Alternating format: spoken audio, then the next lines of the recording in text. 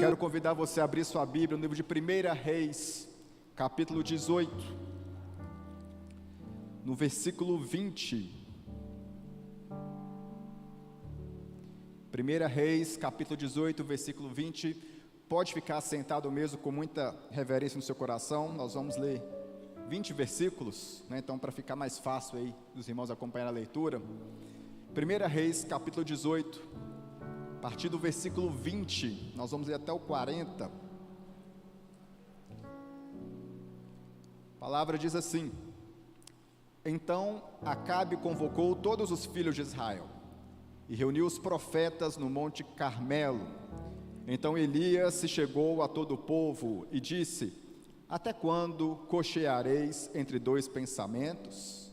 Se o Senhor é Deus, seguiu, e se Baal, seguiu. Porém o povo nada lhe respondeu. Então disse ao povo: Só eu fiquei por profeta do Senhor, e os profetas de Baal são 450 homens. Deem-se-nos, pois, 2 bezerros, e eles escolheram para si um dos bezerros, e os dividiam em pedaços, e ponham sobre a lenha. Porém não coloque fogo, e eu preparei outro bezerro, e porei sobre a lenha, e não lhe colocarei fogo. Então invocai o nome do vosso Deus, e eu invocarei o nome do Senhor. E há de ser que o Deus que responder por meio de fogo, esse será Deus. E todo o povo respondeu dizendo: É boa esta palavra. E disse Elias aos profetas de Baal: Escolhei para vós um dos bezerros, e preparai o primeiro, porque sois muitos, e invocai o nome do vosso Deus, e não lhe ponhais fogo. E tomaram o bezerro que lhes dera, prepararam e invocaram o nome de Baal, desde manhã até o meio-dia, dizendo: Baal, responde-nos. Porém nem havia voz, nem quem respondesse, e saltava sobre o altar que tinham feito. E sucedeu que, ao meio-dia, Elias zombava deles, dizendo: Clamai em alta voz, porque ele é um Deus. Pode ser que esteja falando, ou que tenha alguma coisa que fazer, ou que intente alguma viagem. Talvez esteja dormindo, e despertará. E eles clamavam em altas vozes, e se retalhavam com facas, com lanças, conforme ao seu costume, até derramarem sangue sobre si. E sucedeu que, passando o meio-dia, profetizaram eles, até a hora de se oferecer sacrifício da tarde. Porém, não houve voz, nem resposta, nem atenção alguma. Então Elias disse a todo o povo: Chegai-vos a mim. E todo o povo se chegou a ele, e restaurou o altar do Senhor, que estava quebrado. E Elias tomou 12 pedras, conforme ao número das tribos dos filhos de Jacó, ao qual veio a palavra do Senhor, dizendo: Israel será o teu nome. E com aquelas pedras edificou o altar em nome do Senhor. Depois fez um rasgo ao redor do altar, segundo a largura de 2 medidas de semente. Então armou a lenha e dividiu o bezerro em pedaços, e o pôs sobre a lenha. E disse: Enchei de água 4 cântaros, e derramai sobre o holocausto e sobre a lenha. E disse: Fazei-o a segunda vez. E fizeram a segunda vez. E disse: Fazei a terceira vez. E o fizeram a terceira vez. De maneira que a água corria ao redor do altar, até o rasgo ele se encheu de água. E sucedeu que, no momento de ser oferecido o sacrifício da tarde, o profeta Elias se aproximou e disse: Ó Senhor Deus de Abraão, Isaque e de Israel, manifeste-se hoje que tu és Deus em Israel, e que eu sou teu servo, que conforme a tua palavra fiz todas essas coisas. Responde-me, Senhor, responde-me, para que este povo conheça que tu és Senhor Deus, e que tu fizeste voltar o seu coração. Então caiu o fogo do Senhor e consumiu o holocausto, e a lenha, e as pedras, e o pó, e ainda lambeu a água que estava no rasgo. O que, vendo todo o povo, caíram sobre os seus rostos e disseram: Só o Senhor é Deus, só o Senhor é Deus. E Elias lhe disse: Lançai mão dos profetas de Baal, que nenhum deles escape. E lançaram mão deles, e Elias fez descer fogo ao ribeiro de Quizom, e ali os matou. Amém. Meu irmão, provavelmente você já ouviu esse texto, né? Provavelmente já ouviu uma canção inspirada neste texto. É um texto conhecido. O que nós queremos, de fato, é trazer alguns pontos, alguns ensinamentos, né, que nós temos aqui a aprender neste texto, justamente sobre o ano do clamor, um profeta que clamou ao Senhor no meio de um período de corrupção, no meio de um período de pecado. Para a gente entender um pouquinho este contexto, né, que nós estamos lendo aqui, a gente volta um pouquinho atrás, logo após a morte de Salomão, havia ali um reino único, o reino de Israel, com as 12 tribos. Porém, quando Salomão morreu, o seu filho Roboão assumiu o trono. E houve de fato ali uma certa revolta das 10 tribos norte de Israel contra Roboão, que havia de fato uma política de aumento de impostos e de fato uma lei dura quanto a seguir ali, e o povo não havia agradado daquilo. Embora estava ali um filho, né, Roboão, com uma governança dura, nós tínhamos também um povo rebelde, não aceitando de fato a ordenança ali do rei, a que havia sido instituído como autoridade, como governador da sua terra. Então o povo resolve escolher um outro rei, chamado de Jeroboão. Na verdade, a nação norte de Israel, ela começa com um período completamente idólatra e corrupto, desde o seu início. De fato, a nação norte de Israel era uma nação rebelde. Nós vamos ver que o primeiro ato de Jeroboão na nação norte foi instituir um bezerro de adoração. Um bezerro que estava no sul da nação norte de Israel e um bezerro lá no norte da nação norte de Israel, que estava lá em Dan. Então havia 2 bezerros ali de adoração, que instituíram como uma peça idólatra. Na verdade, essa divisão dos reinos, ela vai perpetuar até mesmo nos dias de Jesus. Nos dias de Jesus nós vamos ter um povo lá chamado de samaritanos, que nada mais é este povo remanescente dessa nação norte de Israel. Bom, mas antes de chegar a Jesus, nós vamos ter outros reis da nação norte. Depois que Jeroboão, ele morre, outros reis vão surgir, outros reis vão aparecer, e um desses reis é este rei que está sendo citado aqui no capítulo 18, se nós lemos um pouquinho antes, chamado de Acabe. Acabe então era casado com uma mulher chamada de Jezabel. Esta mulher e este rei, na verdade, eles provocaram um grande alvoroço sobre a terra de Israel quanto à perseguição de profetas. Nós vamos ver que Jezabel, mulher idólatra, era adoradora de Baal. De fato, aqui, estes profetas e este altar colocado para Baal foi incentivado pela mulher de Acabe, Jezabel. Nós vamos ver que Jezabel, ela vai atuar, né, em todo este período histórico aqui, com a perseguição dos profetas. Se nós lemos o capítulo 18, nós vamos ver um homem chamado Obadias, temente ao Senhor, que escondeu profetas para que Jezabel não a matasse. Nós vamos ver posteriormente, lá no capítulo 19, o próprio Elias, que aqui havia clamado ao Senhor, também tentando arrumar uma forma de fugir de Jezabel. Na verdade, Jezabel provocou um grande estrago ali, um grande problema para os profetas deste período. Quando a gente olha o Antigo Testamento, em todo o período, o espírito de Jezabel, ele é operante. Nós vamos ter, por exemplo, no Novo Testamento, algo, né, chamado do anticristo. O apóstolo João, em uma das suas cartas, ele vai dizer que o espírito do anticristo, ele já opera no mundo. O que é o espírito do anticristo? É justamente essa perseguição aos cristãos, que posteriormente vai se assumir na personificação do anticristo. Já no Antigo Testamento, nós também temos esta referência, já apontada para este espírito de Jezabel, e agora na personificação ali de Jezabel, que vai perseguir literalmente os profetas. O próprio apóstolo João, mais uma vez, lá no livro de Apocalipse, ele vai apontar para essa referência lá no Antigo Testamento, quando ele fala para uma das igrejas: tens tolerado Jezabel. Bom, Jezabel já não estava mais viva lá, mas aponta para este espírito de Jezabel que atuava lá no Antigo Testamento perseguindo profetas. Perseguiu Elias, perseguiu Eliseu. Embora não seja a personificação, nós tínhamos o espírito também perseguindo outros profetas, que é um exemplo, Jeremias. Jeremias, em todo o tempo, profetizando sobre a nação de Judá, posteriormente ele também é lançado num poço por causa das suas palavras. Nós vamos ter, por exemplo, Daniel, que por causa da sua fé, também é lançado numa cova de leões. Então essa perseguição aos filhos de Deus, elas vão ocorrer sempre, desde o Antigo Testamento, no Novo Testamento, e acontece a partir também, já no nosso tempo, na nossa época. E aqui agora, essa mulher chamada Jezabel, começa então a promover um culto a um Deus chamado Baal.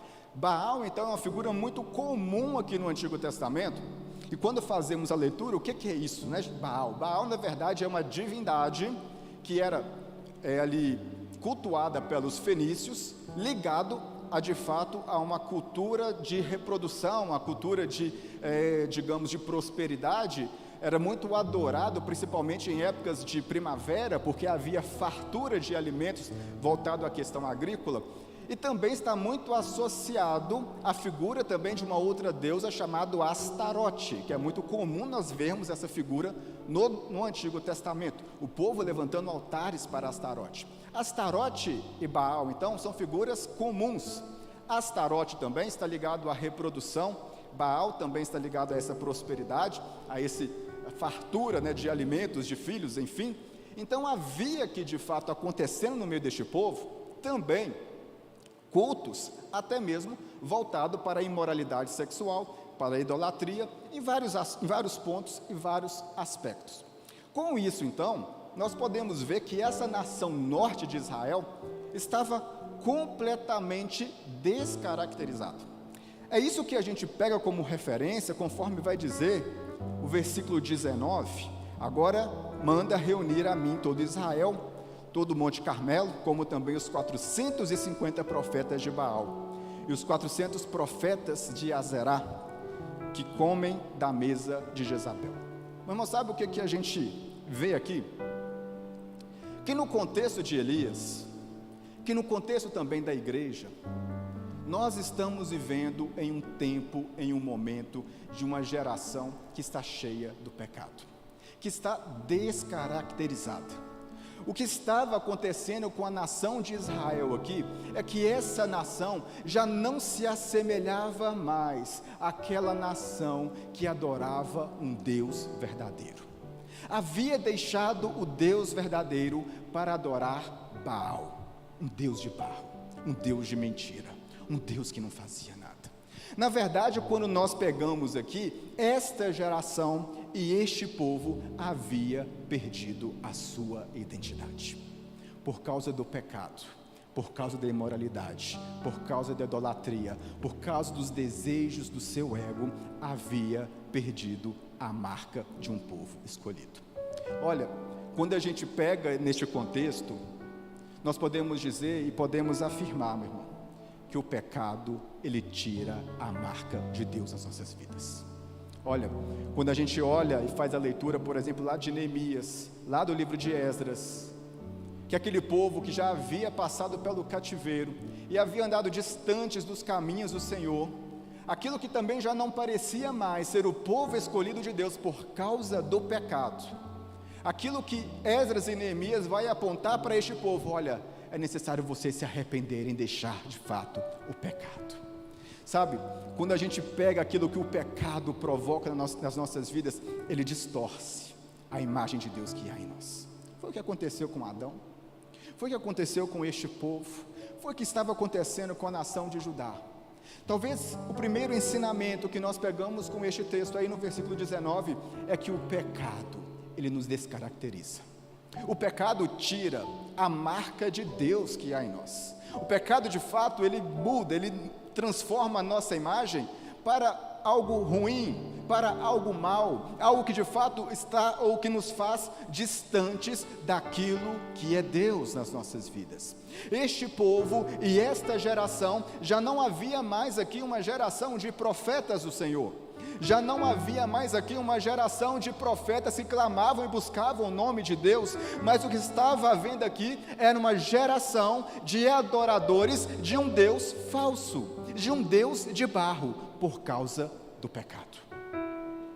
Sabe, quando a gente olha e vê as igrejas hoje, nós vamos ver igrejas cheias, igrejas de fato que estão ali, portas abertas, estão cheias, mas quantos de fato vivem uma vida em intimidade com Deus?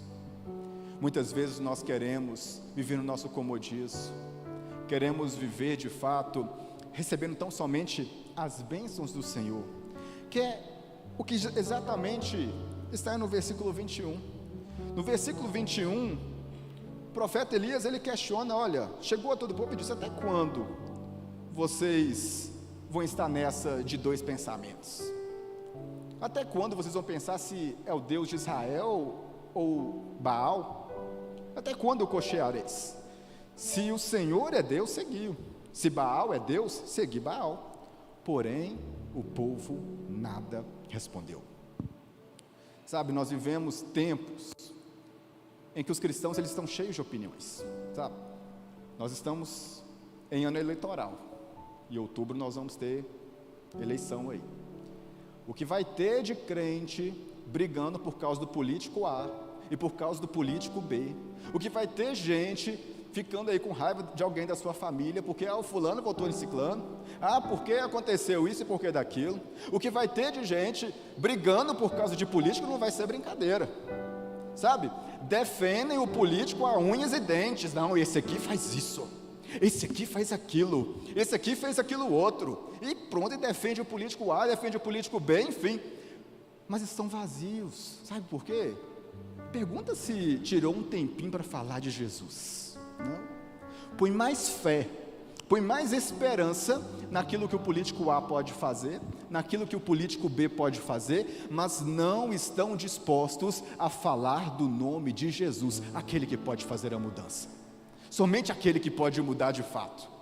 Confiam mais no fulano de tal, ou no candidato de tal, do que aquilo que Cristo pode fazer. Olha, muitas vezes nós estamos assim, cheios de opiniões, mas vazios de Cristo. Por muitas vezes nós estamos cheios das nossas ideias, nós gostamos de dar opinião de tudo. Mas isso aqui não está bom. Mas isso aqui não pode fazer. Aquele louvor hoje não. Não estou. De novo, aquela música, aquela ministração. Mas aquele pastor de novo vai ministrar hoje. Eu não estou aguentando mais. Sabe, nada está bom. Nada pode acontecer, nada fica bom, não. Está cheio da sua opinião, mas vazios de Deus. Fala, olha, vamos participar aqui do clamor, né, anual. Vamos participar da campanha aí do ano do clamor. Posso de jejum, não, eu tenho que tomar um tanto de remédio, não aguento, dou muita fome, desmaio, caio no chão, na rua aí. Não tem jeito, não posso ficar sem comer. Não, faz então de alguma coisa, fica sem carne, fica sem refrigerante aí um período então. Não, sem carne, está doido? Posso não. Não, ficar sem comer carne, não ficar sem refrigerante. E se na festa alguém me oferecer, não tem jeito também, não, então tá bom, vamos participar na escola dominical. Não, acordar muito cedo, tem que arrumar a casa, tem que lavar roupa, tem que fazer isso, tem que fazer o almoço, termina muito tarde. Não, então participa do grupo de crescimento. Não, tem que fazer janta, não dá para eu ir. Estamos cheios dessas opiniões, mas vazios daquilo que é de Deus. Era a situação que estava deste povo. Não sabia o que queria. Vou para Baal, vou para Deus, vou para quê? Não sabem responder, não têm respostas. São um povo cheio das suas opiniões, mas vazios de Deus. Cheios de si mesmos, mas vazios daquilo que é de Deus. Olha, talvez aquilo que nós precisamos aprender e ver aquilo que é a igreja hoje. Muitas vezes nós estamos também assim, dessa mesma forma, cheios das nossas opiniões, cheios dos nossos achismos, cheios das nossas definições, mas vazios de Deus, vazios das coisas de Deus, vazios do poder de Deus. Temos tempo para tudo, menos tempo para Deus, sabe? Uma coisa que eu aprendi, né? É que muitas vezes a gente não tem tempo para as coisas. Não é que a gente não tenha tempo para as coisas, não é que a gente não tem tempo para fazer as coisas. Muitas vezes nós não temos prioridade para fazer as coisas. Muitas vezes não é que nós não temos tempo para vir à igreja, Não é que nós não temos tempo para participar da campanha de oração. Não é que nós não temos tempo para vir aqui, né, dobrar os joelhos aqui de manhã, de 7 às 8 da manhã. Não é que nós não temos tempo, é porque nós não temos prioridades para buscar aquilo que é de Deus, para fazer aquilo que é de Deus. Porque aquilo que é prioridade na sua vida, você faz. Aquilo que é prioritário na sua vida, você está fazendo. Não é verdade, Joaquim? É verdade. Aquilo que tem importância na sua vida, você está fazendo. Não é que você não tem tempo para ler a Bíblia em casa. Não é isso, é porque você não tem prioridade. Porque tempo para ver o filme, você arruma, né? Tempo para ver o seriado, você arruma. Tempo para ver o Gênesis lá, a Record, né? Crente assistindo agora as novelas, né? Agora o diabo arruma uma forma, né, de alcançar os crentes da novela. Você arruma. Mas pergunta se está lendo a Bíblia. Eu vi no Gênesis. Eu vi lá na novela, mas não tira tempo para meditar na Bíblia, sabe? Nós estamos vivendo uma geração assim, vazia, uma igreja cheia, igrejas cheias, mas pessoas vazias de Deus, não experimentam aquilo que é de Deus, não sabe de fato, opina sobre tudo, mas não conhecem este Deus, não sabe dar uma resposta de quem é Deus na vida delas. É isso que nós estamos vendo hoje. E quando nós ainda continuamos vendo aquilo que acontece, a partir do versículo 23, então, Elias levanta.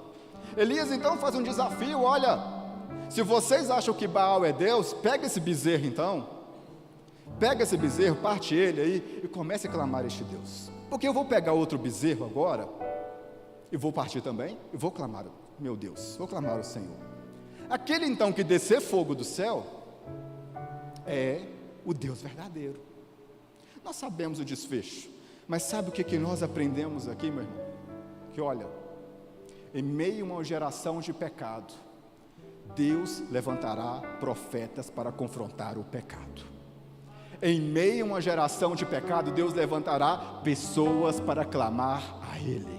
Olha, nós estamos vivendo o ano do clamor, nós estamos vivendo um período em que estamos aqui para buscar ao Senhor. Sabe o que quer dizer com isso? Que em meio a uma geração corrupta, Deus levantará nessa igreja pessoas dispostas a aclamar e buscar e profetizar o nome dEle. Entendam uma coisa: Deus levanta profetas para confrontar o pecado. Deus levanta pessoas para clamar e buscar a Ele, para confrontar o pecado.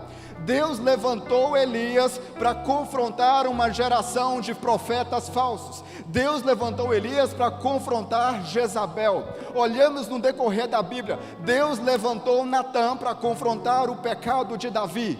Deus levantou Samuel para confrontar a desobediência de Saul. Em meio a uma geração de corrupção, em meio a uma geração de pecado, Deus levantará nessa igreja uma igreja cheia de profetas, uma igreja com pessoas que vão clamar, que vão buscar e que vão profetizar o nome do Senhor. É isso que nós esperamos, é isso que nós buscamos. Deus vai levantar pessoas que clamam em uma resposta a um mundo cheio de pecado. Deus vai levantar pessoas que buscam a Ele em meio a uma geração corrupta. E nessa igreja eu creio que Deus já está levantando esses profetas. Deus já está levantando essas pessoas que clamam. Deus já está levantando pessoas aqui, adoradores. Deus já está levantando pessoas que buscam, pessoas que profetizam, pessoas que clamam ao nome deste Deus. Vamos ver que em toda a Bíblia é assim. Deus ele não levanta, ou o pecado não surge para confrontar o pecado, ou o profeta, não. Nós vamos ver que o profeta é levantado por Deus para confrontar o pecado, e não ao contrário. Entendemos então, que aquilo que nós temos aqui é Deus levantando uma geração de pessoas que estão dispostas a profetizar o nome dEle, a clamar o nome dEle. Entendemos também que aquilo que estes profetas de Baal clamaram a um Deus de barro, que não respondia, que não dava resposta, que não sabia o que estavam fazendo. Estavam no seu pecado, estavam cheios de si mesmo, cheios do seu egoísmo, cheios dessa idolatria, cheios da sua imoralidade. Não houve resposta. O Deus de Baal era um Deus morto, Mas aquilo que nós lemos posteriormente, a partir do versículo 30, algo acontecendo, algo fugindo completamente à lógica humana. Porque na lógica humana, para você colocar fogo em alguma coisa, essa coisa tem que estar seca, né? Essa coisa tem que estar ali, uma palha, por exemplo, que é seca, rapidinho pega fogo, o carvão rapidinho pega fogo. Agora, se você jogar água naquela palha, jogar água naquele carvão, ele não vai pegar fogo. Aquilo que acontece aqui no versículo 30 é algo que foge completamente a partir da lógica humana. Disse aqui Elias, disse ao povo: chegai-vos a mim. E todo o povo se chegou a ele, restaurou o altar do Senhor que estava quebrado. Elias tomou 12 pedras, conforme ao número das tribos dos filhos de Jacó, ao qual veio a palavra do Senhor, dizendo: Israel será o teu nome. E com aquelas pedras edificou o altar, o nome do Senhor, e depois fez ali um raso, uma vala, em redor do altar, segundo a largura de 2 sementes. Então armou a lenha, dividiu o bezerro em pedaços, e pôs sobre a lenha, e disse: enchei de água 4 cantos, e derramai sobre o holocausto, sobre a lenha. E ele fez isso 3 vezes, encheu ali de água. A gente pega essa vala, que ele fez. Aqui nós temos o tamanho de 2 sementes. Quando nós pegamos, a ideia original lá de Israel, o que é este tamanho de 2 sementes? É a distância do plantio do trigo, por exemplo, Você tem aí, de plantação de um trigo para o outro, aproximadamente 30 a 45 centímetros. Eles mediam as coisas assim, Um terreno, por exemplo, cabiam quantas sementes ali? 200 sementes, 200 pés de trigo que cabe aqui, Então assim media o tamanho do terreno. Aqui no caso nós temos então a distância de 2 sementes. Provavelmente então essa vala feita aqui para se encher de água, ela tinha largura entre 30 a 45 centímetros. Então não era pouca água, Encheram tudo aquilo ali de água, fugindo completamente da lógica humana. Não tem como pegar fogo naquilo que está cheio de água. Mas, meu irmão, aqui nós vamos ter a resposta do clamor de Elias. Sabe, talvez a chave do sucesso para as nossas orações, a gente consegue aprender aqui, do clamor de Elias. Primeiro ensinamento: Elias restaurou o altar do Senhor. Elias restaurou o altar do Senhor. Conforme diz aí, no versículo 30, restaurou o altar que estava quebrado. Aquilo que era de Deus. Meu irmão, se você quer ver a resposta de Deus sobre a sua vida, é tempo de você começar a restaurar o altar do Senhor na sua vida. Você que talvez há tanto tempo estava distante de Deus, você que talvez está mesmo até dentro da igreja, mas o pecado tem dominado a sua vida. Se você quer ver o poder de Deus, se você quer ver o agir de Deus sobre a sua vida, é tempo de restaurar o altar do Senhor sobre a sua vida. É tempo de restaurar o altar do Senhor sobre a sua casa. Não dá mais tempo para vivermos uma vida em que estamos talvez aí com um pacto com o pecado. Estamos vivendo uma vida de fato ali com aliança com o pecado. Estamos vivendo uma vida em que estamos aceitando o pecado dentro dos nossos lares, dentro das nossas casas. Meu irmão, é tempo de renunciar o pecado e fazermos uma aliança verdadeira com o Senhor. Restaure hoje mesmo o altar que estava quebrado na sua vida. Restaure hoje mesmo o altar do Senhor sobre a sua casa. É tempo de restaurar o altar. Talvez a primeira chave para que o nosso clamor venha a ser respondido é restaurar o altar que estava quebrado. Voltar a nossa aliança com Deus. Voltar os nossos olhos ao Senhor, dizer: Senhor, meu coração é teu. Senhor, meu coração não é do pecado. Senhor, meu coração não é deste mundo, mas o meu coração eu entrego nas tuas mãos. Este altar é seu, Senhor, eu entrego ele nas tuas mãos. Senhor, este altar pertence a Ti, Senhor. A minha vida pertence a Ti, Senhor. Os meus pensamentos pertencem a Ti, Senhor. Restaure, meu irmão, o altar que estava quebrado. se você quer ver o milagre de Deus operando, se você quer ver o fogo de Deus caindo sobre a sua casa, sobre a sua vida, é tempo de restaurar o altar que está quebrado, é tempo de restaurar o altar do Senhor. Assim começa então a resposta de oração de Elias. Restaurou o altar. Posteriormente, o texto começa dizendo que ele pegou pedras, 12 pedras, que simbolizava de fato as 12 tribos de Israel. O profeta Elias aqui lembrou de uma aliança, de um Deus que fez com um povo escolhido, que este povo conduziu no meio do deserto, atravessou o rio e cumpriu a sua promessa sobre aquela terra. Um Deus que tinha uma aliança com o povo.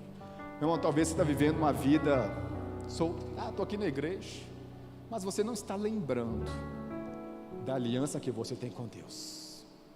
É tempo do seu coração se voltar para Deus e lembrar: eu tenho uma aliança com o Senhor, eu tenho uma aliança com Jesus, eu tenho uma aliança que foi paga com preço de sangue na cruz do Calvário. Eu tenho uma aliança que o alto valor dela, que o alto preço dela me custou, aliás, não custou a Cristo, o preço de sangue. Precisamos entender que nós temos uma aliança com o Senhor. Então é tempo de você lembrar do compromisso, da aliança que você tem com Deus. Se você quer ter aí a chave, a resposta, o sucesso de Deus nas suas orações, no seu clamor, é tempo de lembrar da sua aliança que tem com Deus. Muitas vezes vivemos uma vida solta, Estamos aqui na igreja, talvez 1, 2 vezes na semana, 3 vezes na semana com os grupos de crescimento, talvez lá na oração, não sei, mas muitas vezes estão ali com a vida solta no pecado, aceitando o pecado, aceitando uma vida de comodismo, uma vida negligente. Não tira um momento para ler a Bíblia, não tira um momento de devocional, não tira um momento de oração dentro de casa. Meu irmão, é tempo de você lembrar que você tem uma aliança com Deus, e essa aliança de fato, ela requer de nós um compromisso, uma renúncia ao pecado, que é justamente aquilo que nós vamos ter posteriormente no texto aqui. É que conforme diz a palavra, Elias rasgou a terra.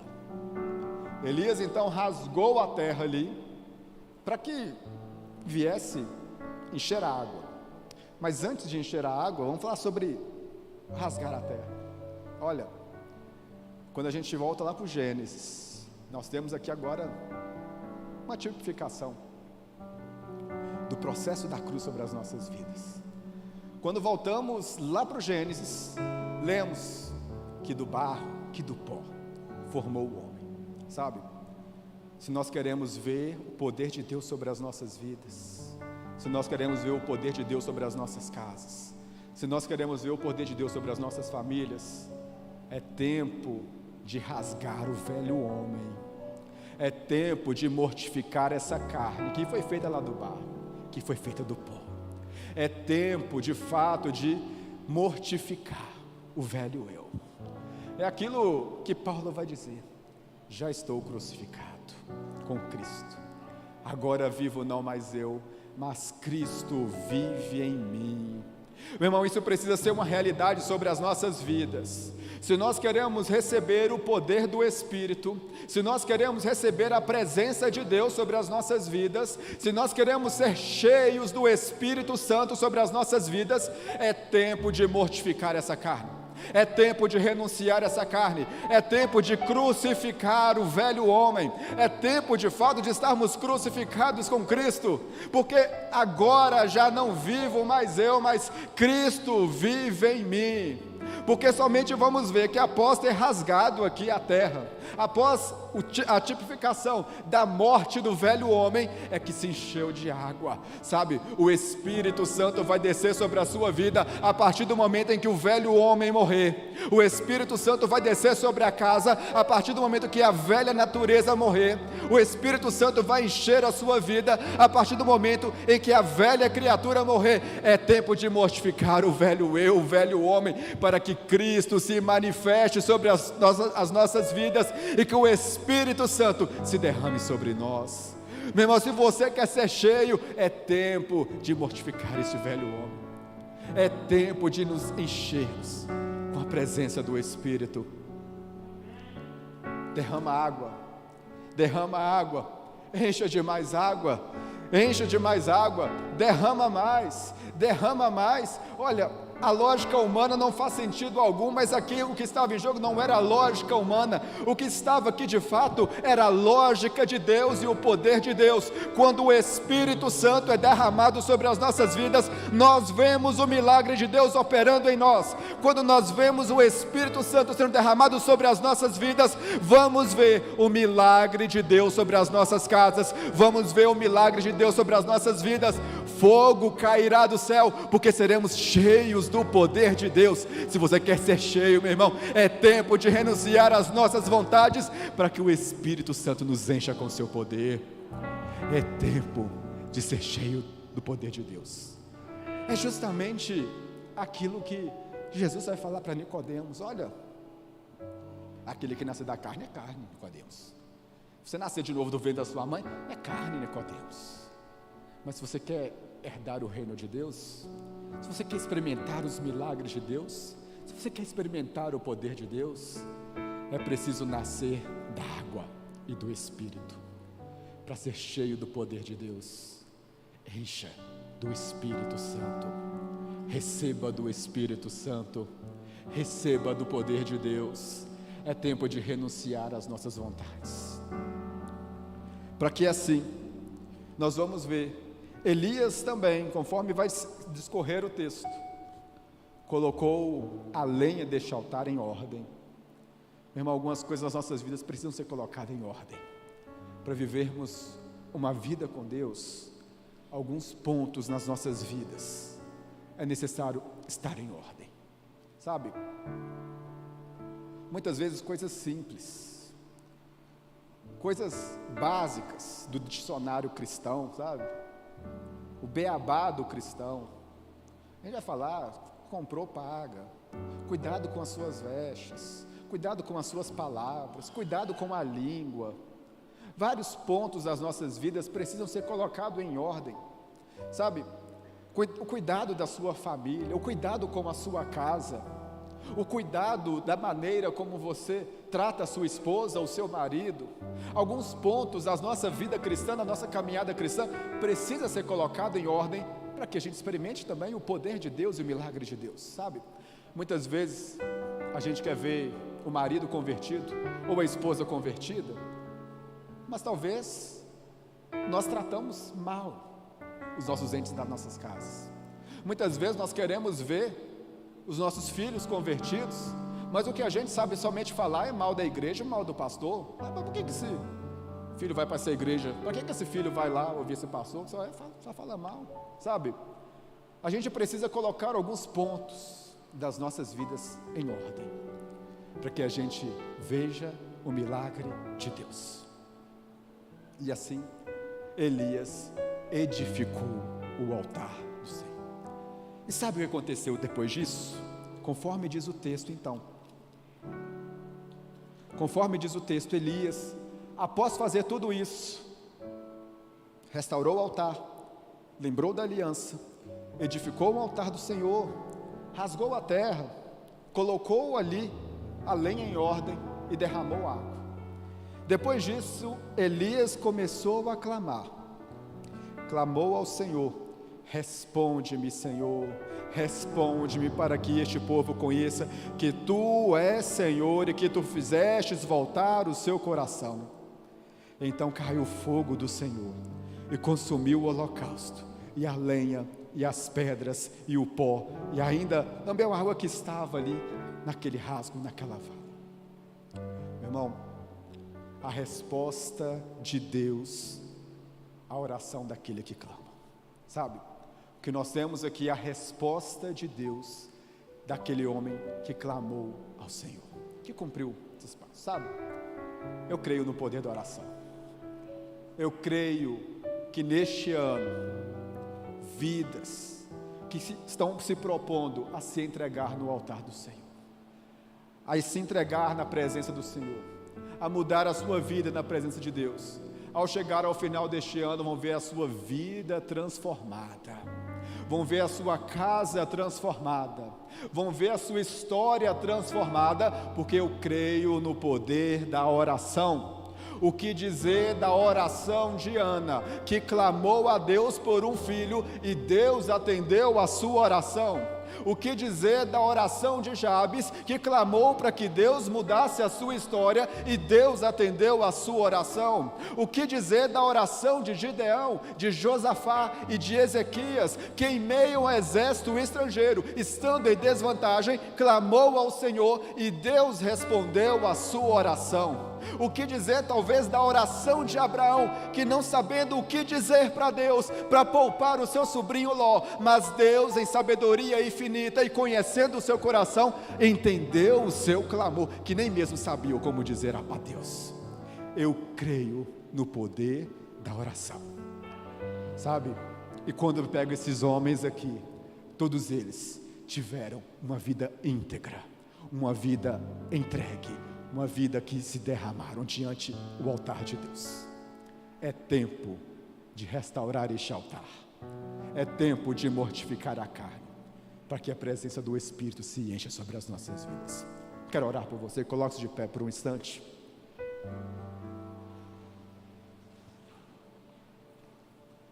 Como entender o poder da oração? Talvez Tiago nos dá uma resposta. A oração do justo pode muito em seus efeitos. Como eu vou entender o poder da oração? É justamente aquilo que Tiago tenta dizer. A oração do justo pode muito em seus efeitos. Irmão, talvez a nossa situação diante do Senhor está como aquilo que Isaías vai dizer: uma voz que clama. E alguém disse: que hei de clamar? Toda a carne é erva, e toda a sua beleza como a flor do campo. Seca-se a erva, cai a flor, e soprando nela o Espírito do Senhor, na verdade o povo é erva. Sabe, nós sem Deus não somos nada, somos como a erva, estamos secos, não temos poder para nada. Somos como a erva do campo, que brota verde, que dá a sua flor, mas com o tempo tudo seca, a flor cai, a erva seca. Mas pelo poder da oração, nós vamos clamar nessa noite: Senhor, como diz o salmista, faça de mim, Senhor, como árvore plantada junto ao ribeiro de águas, a qual dá o seu fruto na sua estação, e as suas folhas não caem. Este é o poder da oração sobre as nossas vidas. Aquele que está firmado nesta palavra, aquele que está firmado em uma vida de oração, passa-se o que for, enfrente o que for, este jamais secará, porque está firmado no poder de Deus, está firmado na palavra de Deus.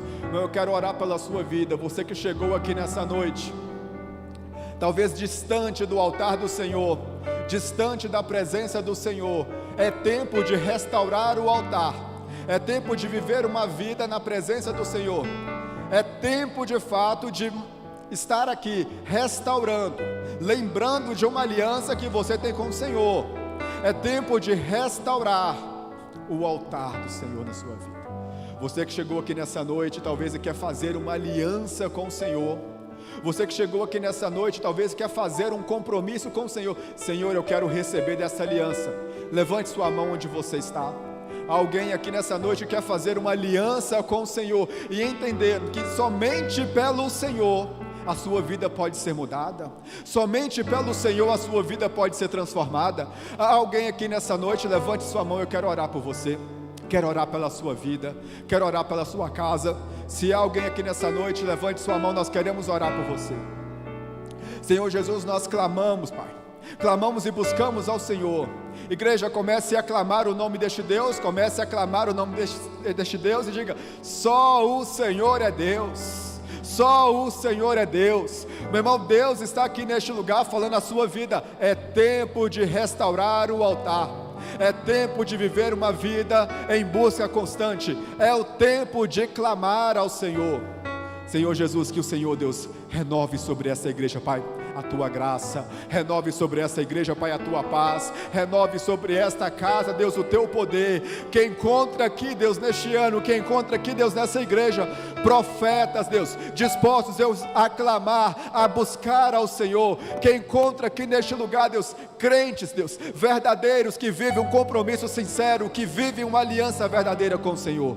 Que a tua presença seja derramada sobre este lugar, que a tua paz, Deus, derrame sobre cada coração, Deus, no nome de Jesus, Deus, que a tua presença seja derramada.